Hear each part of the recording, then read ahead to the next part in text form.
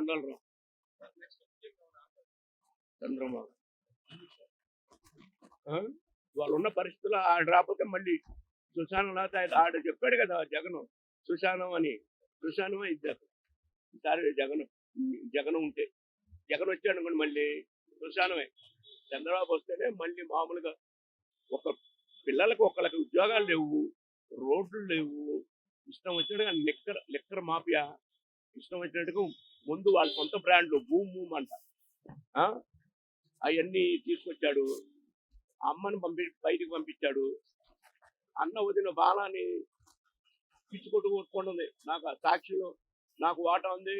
ఇవ్వకుండా ఒక తను తిన్నాడు అని ఆమె బాధపడుతుంది ఏంటి బాబాయ్ మర్డర్ కేసు బాబాయ్ నరికించి బాధపడింది ఆమె చెల్లెలు వెళ్ళి అడిగితే చెల్లెల్ని నోరు మూసుకో నువ్వు ఎక్కువగా మాట్లాడితే నువ్వు ఎవరి మీద అయితే కేసు పెట్టావో వాడు బీజేపీలోకి వెళ్తాడు నువ్వేం చేస్తావు అప్పుడు ఈ విధంగా కథం చేస్తాడు ఒక సీఎం అయ్యండి ఆయన చంపిన వాళ్ళకి ఒత్తాసు పలుకుతున్నాడు కదా సొంత చెల్లెల్ని పక్కకి నెట్టేశాడు కదా ఆ చెల్లెల్ని ఈ చెల్లెల్ని అలాంటి వాళ్ళు ఉండాలంటే ఇతను సీఎం సిగ్గుంది అసలు మా జనానికి బుద్ధి లేదు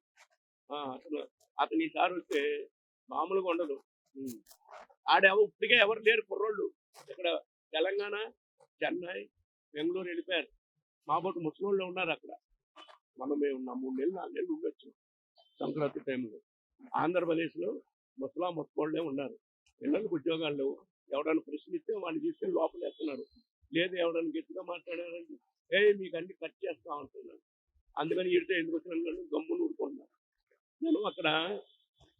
రాష్ట్రంగా లేదు ఏంటి ఒక రాక్షసుడు పరిపాలనలాగా ఉన్నది మనం అప్పుడు దేవకోటి వాళ్ళు పురాణాల్లో చూసేవాళ్ళం రాక్షస కోటి దేవకోటి అని వాళ్ళ జరుగుతుందా రాక్షసు పరిపాలన జరుగుతుందా ఏంటి ప్రజా పరిపాలన మాత్రం కాదు మరి అనకుండా ఏం చేస్తాడు ఏదంటే అదేమి దాబు చెప్పుకోవాలి కదా మనం ఆ మాట అనకపోతే కనీసం 20-25 కన్నా కూడా రావని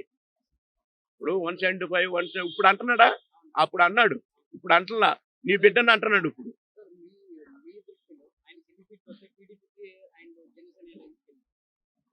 జనసేన అనేసి 125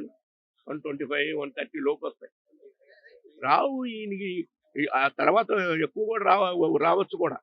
నా ఉద్దేశం అయితే 125 130 దాకా రావచ్చు